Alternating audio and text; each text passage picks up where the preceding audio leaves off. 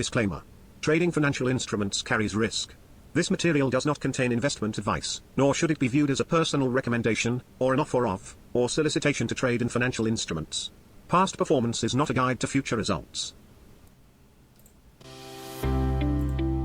Hello everyone and welcome to a new ITFX video. My name is Gonzalo Cañete and I'm here one more time to give you a quick update of the global market situation. Take a look on equity, fixed income, commodity, forex, even cryptocurrencies.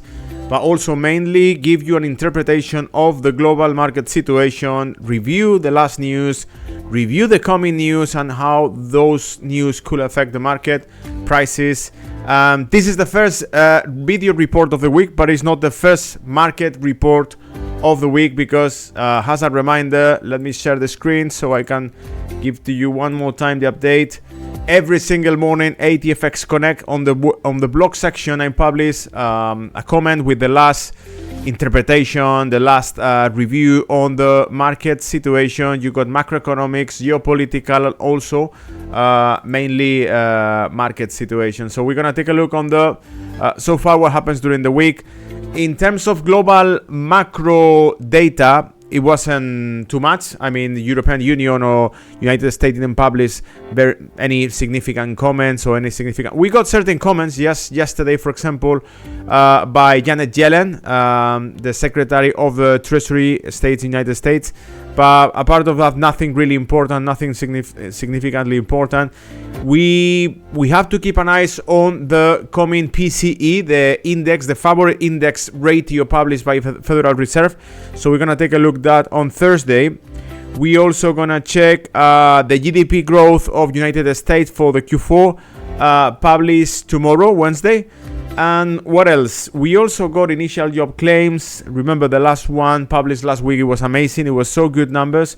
Still, everything that is good, it translates to bad on the stocks, on the equities, mainly because Wall Street wants bad macroeconomical data in order to still keep getting from Federal Reserve certain stimulus, certain facility, flexibility, liquidity mainly, which is the interest rate cuts. And this is what I'm expecting. So any new data that is actually proving that the United States economy is strong enough is pushing away the possibility or the scenario of interest rate cuts from the Federal Reserve side, and therefore is not good for Wall Street, which is again expecting liquidity and expecting interest rate cuts as soon as possible. So therefore, that's the only main things. Wednesday, the GDP, and Tuesday, the PCE index to confirm or rectify the last spike on inflation rates in United States, which it was caused 2 weeks ago. That release of new spike on inflation rate was actually causing a drop on the equity market. So we're gonna take a look on that closely. In terms of market, what happens during the week? Well, again, if you go, you want to go into detail and you want to see, I'm giving you a summary here. What was the last move of the bonds? What was the last move of the dollar in relation with the main biggest currency after dollar, the second biggest one in the world, which is euro. So euro-dollar relation, dollar index DXY. I give you certain technical indications like supports created. We're gonna take a look now on the charts on that. What else? News from Japan. Yesterday, actually, it was really good news. Japan's inflation rate reached a record low 2.2% of January 2024. Remember, Japan was suffering inflation crisis like the rest of the countries, but in this case, Japan was getting... I shared a few charts on my social networks regarding this point. It was the inflation rate from China. It was getting, it was decreasing, but it was getting certainly flat, while Europe and the United States was just dropping faster than the inflation in Japan.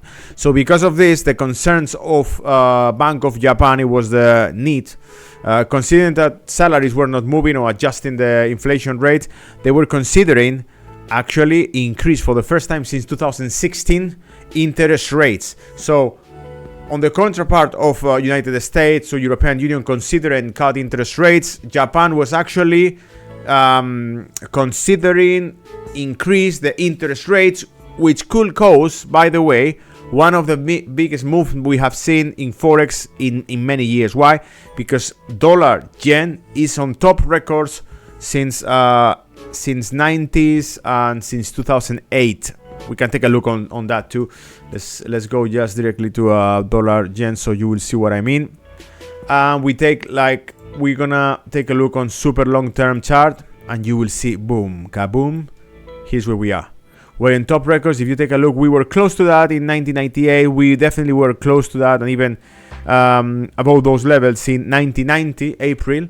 So that's why I believe, considering the movements of the market, we are close to see again dollar yen moving up to those levels, which is 156, even 160 on dollar yen. Why? Because the last news, the last data published by Japan, it was inflation rates last night, or during this night mainly, and it was 2.2%, dropping to 2.2%, compared with 2.6% previous month.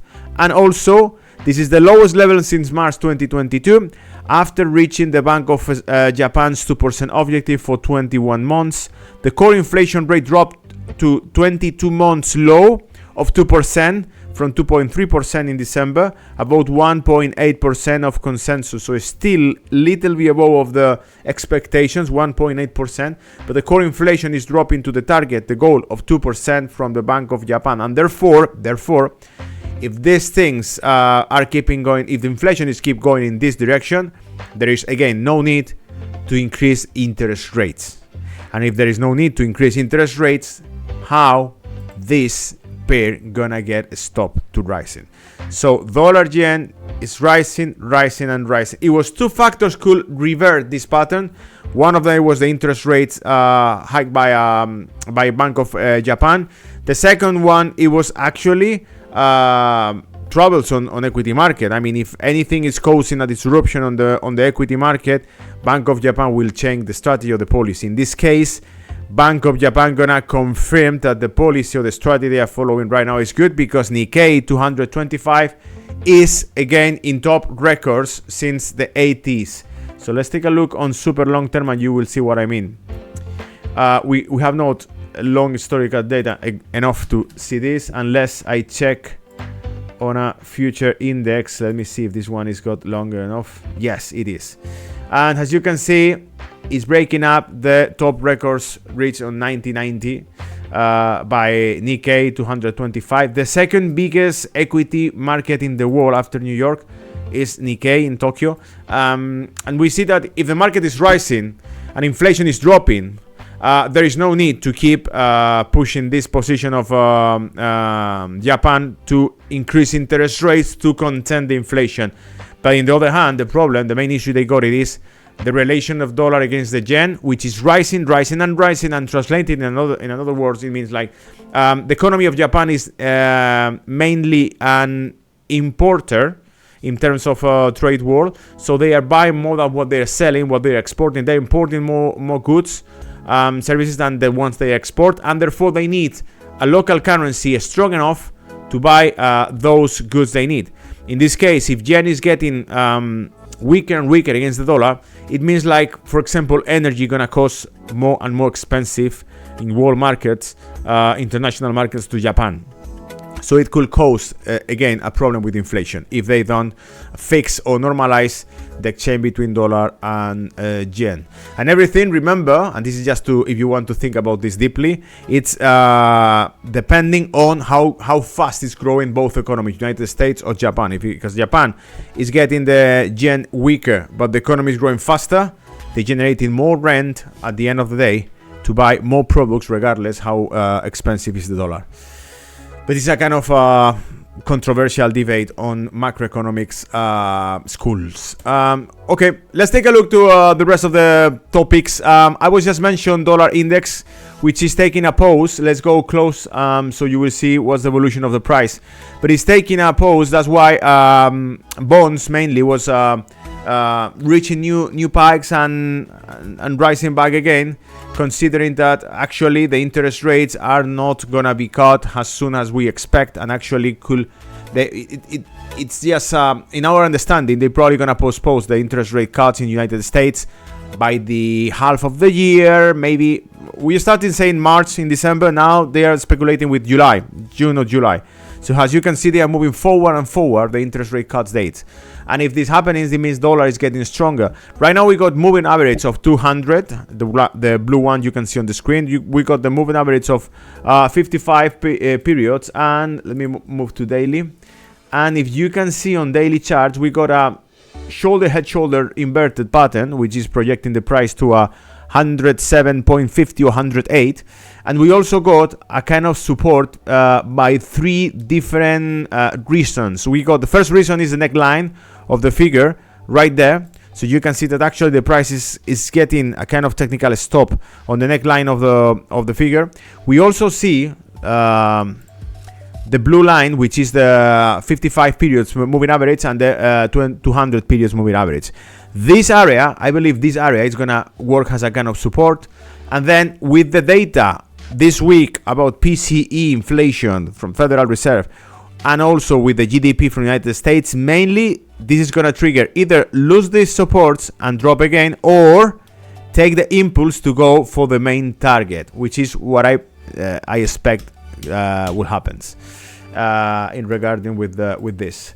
So that's from the for dollar side, dollar index. Euro dollar, in that scenario, euro dollar will drop, which is what we are expecting, what I'm expecting again, considering how strong is getting the dollar against the euro, and considering the situation of euro, which is, I think I share with you also certain numbers regarding that. Let me take a look on where we can see them. This is the new X Pro panel. Here, industrial production from Germany is dropping for 8 months, and German market is rising, as you're gonna see here. So the drop on industrial production in Germany is obviously a problem, a big problem. 1, 2, 3, 4, 5, 6, 7 months, consecutive months decreasing. These levels, -3%, -4.3%. It's actually a big issue for the German economy, and still equities in Germany are rising, keep rising to a new top record. So therefore, my prediction on this scenario is like we need to be very careful, very cautious on equity in Europe. And in that case, if finally the market reveal the real situation of the markets in Europe, sell off on European equity is gonna probably provoke a drop on the euro against the rest of the currencies, mainly against the dollar, while still United States is rising. So short in euro dollar, long in dollar index, maybe short in European equities. And remember, this is not to tell you what to do with the market. This is the vision we got. It's a bullish market, it's a bearish market, it's a long market, it's a short market. Well, this is what I believe. This is my personal opinion, okay? Again, this is the trend from SP 500. It seems to be doing really well, and it seems to get super strong. Unless, at least they got the numbers to support this vision from a fundamental perspective. The growth rate of United States is much faster than Europe. United States is growing. By the last Q4 published, it was 3.3%, and European Union is growing by -0.3%. Therefore, obviously the money gonna flow to US markets instead of European markets. And right now we got a support in around 5,050, 5,075 points is a support, which is the last top record levels. As you can see here, 5,050 points is actually a support. We got the moving average of 55 there, around the same levels. So things seems to be good for United States equity market. Nasdaq is also rising. It's getting close to 18,000 points, a new top record, and it's playing with those levels. We have talked about DAX 40 close. It's breaking up 17,550 points. Again, really strained this move. I don't know what's the base for this movement. Dollar, in this case, gold is rising up again because dollar is getting weaker. So pay attention to this, because if finally the scenario we mentioned, which is a dollar moving to 107.50, 108 points happens, obviously gold gonna drop to this area. So to this area, right? This is my theory. I believe gold gonna be in this particular range. Boom, boom, boom, boom, boom, boom, boom, boom, boom. If dollar is actually getting stronger and rising in the world international markets. That's it. In terms of oil, how is going the oil market? In this case, we got Brent barrel on the screen, and super slow, super lateral. You can see the range of the movements from 84 to 77 is the maximum range of movement we have seen, and it's moving up and down. We got the moving average here. We got certain resistance, $85 per barrel seems to be a very strong resistance. And in super long term, we got a bearish pattern, shoulder head shoulder, which is causing us again a kind of bearish vision or targets in the market if the neckline is breaking up and the price is dropping. You can see boom, boom, boom. So overall, this is more or less what we have seen here. And if it's breaking up those levels and start to drop, we can see that the price getting in a different situation. What could be the scenario geopolitically, globally, the scenario for oil? Two scenarios, mainly a global recession, which means like the demand on energy, oil and gas drops, or the other scenario, actually the price is rising crazily because there is a global conflict, which is Middle East start to escalate the conflict between Iran and Israel, getting involved in Iran and Israel supported by the United States, Iran supported by China, but Russia, and here we go. Okay, Ukraine conflict. Macron recently, yesterday, he was mentioned the possibility to send French troops to Ukraine to fight Russian army. Again, what is this? A conflict between NATO and Russia? Is the Third World War? All of these conflicts could eventually cause a rise on the price of the energy, on the oil, on the gas, because it's mainly what happens during the war crisis. The demand of certain assets like oil, like steel, like charcoal, all coal mainly. All of these things actually are rising during the global conflicts during the war. That's why it is called economy of work. I think that's all. Bitcoin, we didn't mention Bitcoin. Let's take a look to the coin quickly, and it's rising back again. It's almost in $57,000. Amazing. Okay, and as you can see, since 2023, Bitcoin has been doing really well, and what we can see right now, it's a breakout of the next range. So if that was the dimension of the range since 2023, top range, what we see here is actually a very similar scenario. Boom. You see, symmetry, and symmetry. And if that happens, the next stop is here. Okay, all good for Bitcoin. Let's see how it's going, and see you in the coming market reports. Remember, if you like this report, if you actually enjoy following this news, you can do it by the blog on ATFX Connect website.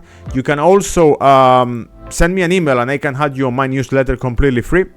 And you can just follow also on social networks ATFX Connect, so you will see the charts I'm published. And if you like this content, please give me a thumb up, click on subscribe and like. See you in the next videos. Take care. Bye bye.